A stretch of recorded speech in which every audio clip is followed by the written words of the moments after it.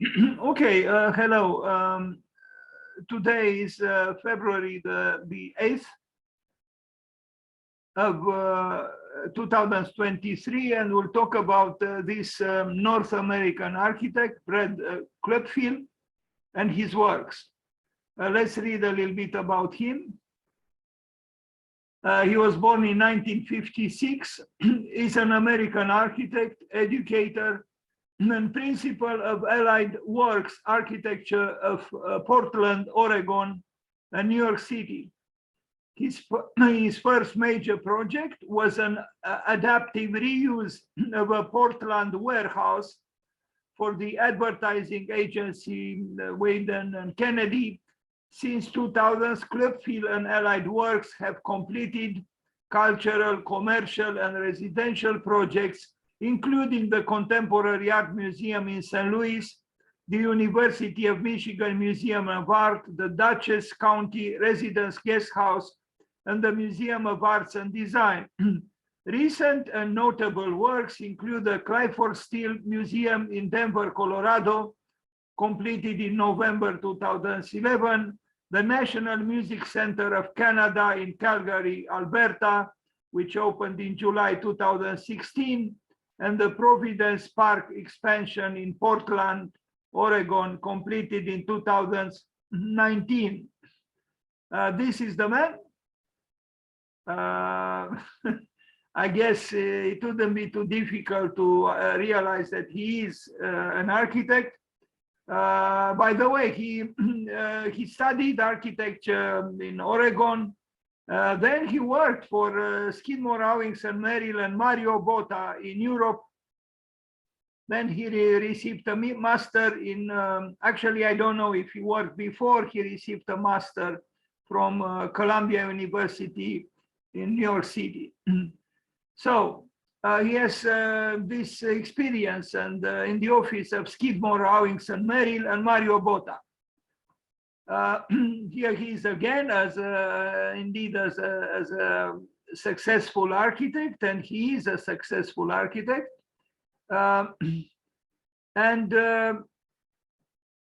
Let's see what he did with his architecture firm that he founded, Allied Works. We begin with the National Music Center of Canada, which is his later work, but a very important work. So he got this commission by winning a competition for this National Music Center of Canada. And it is a very big building. You see the, an image with Cohen, the great musician. Leonard Cohen discovered the icons of music in Canada. So it's a very well crafted building with both at the level of so-called detail and larger concept. It's a building which you can see has some influences coming from maybe even his stay with Mario Botta, maybe a little bit from Louis Kahn, but still this is a personal architecture, an original architecture. And I hope you continue to hear me, because I see again this malevolent sign. The internet connection is unstable. So again, this is the National Center of Music in Calgary, Alberta, in Canada. And we see here all kinds of so-called, unused spaces, interstitial spaces, but these interstitial spaces give a lot to architecture, and they are meaningful, and they are also visually provocative. So we see indeed the spirit of music, which is under normal conditions unconventional, inform the building, inform the architecture. Now, is architecture frozen music? I don't know, some people think so. And the relationship between architecture and music is an old one, and a rather clear-cut one, because they are both abstract arts, both music and architecture. They both use notations, you know, abstract mathematical notations in order to provoke emotions. Let's hope our buildings provoke or initiate or generate emotions as well. So this is Brad Cloepfil with his you know, allied work, his office, a building in Canada, this rather large building, which is here in the center. It's not bad. It's a good building, and we see here a model, you know, studies for the building. Here we see the influence of Louis Kahn, but it's not only Louis Kahn. I like his drawings very much. You know, they are artistic, they are cryptical, they are abstract, but they are also warm, because he activates the energy of the hand and the energy of you know, emotion to animate what could have been you know, maybe, you know, almost a minimalist drawing, an abstract drawing. We are going to see more drawings by him because he draws a lot. So you see here studies for the building that he did. But of course, there is playing with form. But what would you do without form in architecture? Nothing, because architecture is connected with form. Between form and function, it should be an organic relationship. Form needs function, function needs form, they need each other. Other studies of, you know, models, we talked yesterday, where I mentioned the porosity in architecture or porous walls. Well, that's exactly what we see here. Walls that have porosity. In other words, they are, you know, a little bit problematized by these orifices, these openings into the walls that create a less rigid barrier between outside and inside. I like the models too. They are, you know, artistically done, and they are, I think, very nice as you know, sculptural works or ceramic works or whatever the material was employed. But we see again and again the architect as artist. But this is a man who runs a successful office, who knows how to build, and we are going to see a good number of buildings built by him, but who also understands that between art and architecture there should be a friendship, a collaboration, a partners in crime, so to speak. So, you know, this is art, but it is art done by an architect, and they actually studies for the, you know, for a real building. And then we see the digital, you know, search for the solution for the, you know, for the building. And all of a sudden, the built work in process and in a final stage. So between, you know, the beginnings, the conceptual beginnings, the felt beginnings, those were the intuitions manifesting themselves through those drawings, and then, you know, other sketches, and then digital drawings, and then, and so on and so forth. All the preparation, all the process became a building in the end, and I would say a successful building. What do we see here? We see an existing building, and we see the new building, and of course the new building has nothing to do with the old building. It's not trying to mimic some kind of a fake harmony with the past. It's asserting its time, its modernity, and then we have an harmony through contrast. It's okay, it's fine.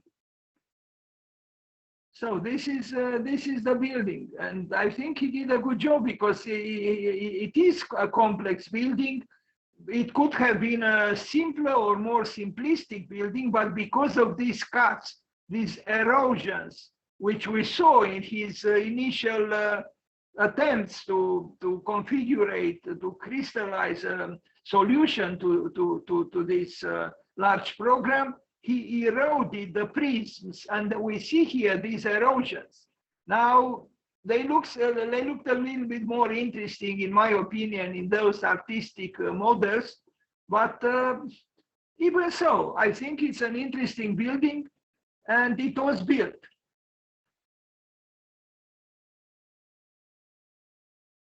Brett Cloepfil and allied works. There is a certain level of sleekness here and of mundanity, which, you know, but maybe this is also part of the success of the building.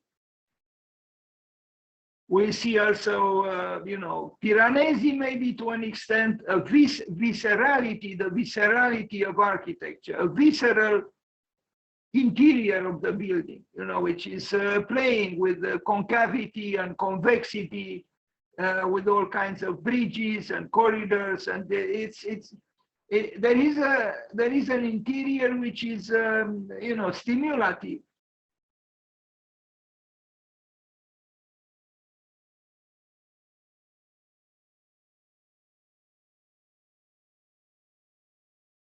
Always when you try to combine the concave with the convex, in the tension between the two, something happens. And I think this is maybe one of the lessons of the Baroque architecture. Concavity and convexity in the dialectical tension create a dynamic space and a dynamic architecture. Now, the National Veterans Memorial and Museum, this is another interesting work done by him and his office. It was built here. We see again, you know, the spiral more than in Canada. This is the building seen from above. Other people work kind of like this, but maybe more literally and more predictably, like Bjarke Ingels and Big, for example. Is employing the spiral, but it is a betrayed spiral. I mean, the spiral is obvious, but not to the extent in which it is obvious in one of the works by Big and Bjarke Ingels, if I am to mention just one word.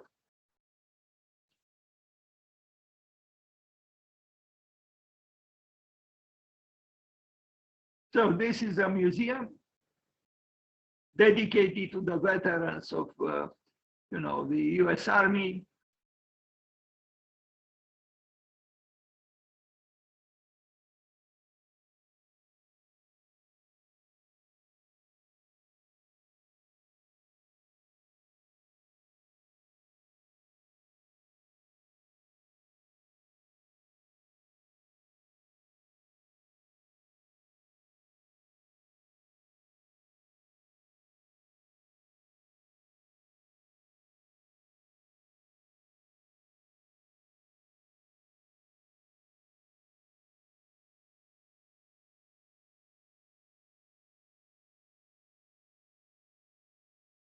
You know, building for the army doesn't mean that you have to do, you know, a predictable structure or building. You can build in a very modern way, and you know, there are important buildings built, for example, for the Air Force by SOM, Skidmore, Rawlings and Merrill. Here is another, I would say, inspiring drawing, initial drawing, a sketch, which is probably attempting to reach towards what Louis Kahn called the immeasurable or the unmeasurable. Again, I see this sign, your internet connection is unstable, and it bothers me, and I try to rush a little bit so we will not get disconnected. So at least you'll have some image about the work of this important architecture office in the United States. I like even these approximations of moving towards a solution for the program, you know, rough as they are. primitive as they are.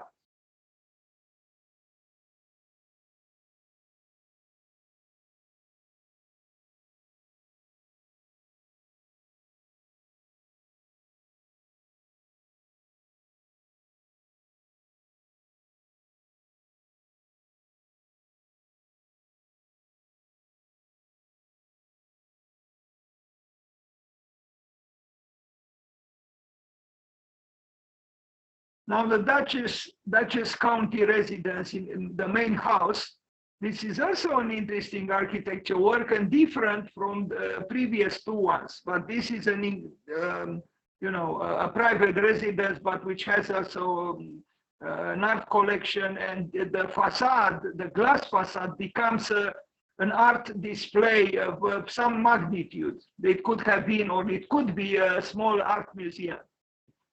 The interior, I don't know, it's not particularly dramatic, but at night, this glass facade becomes animated by projections.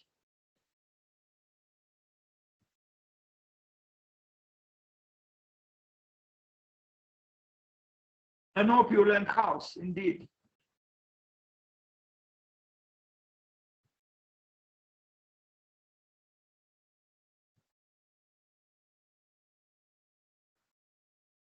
Quite an estate, no?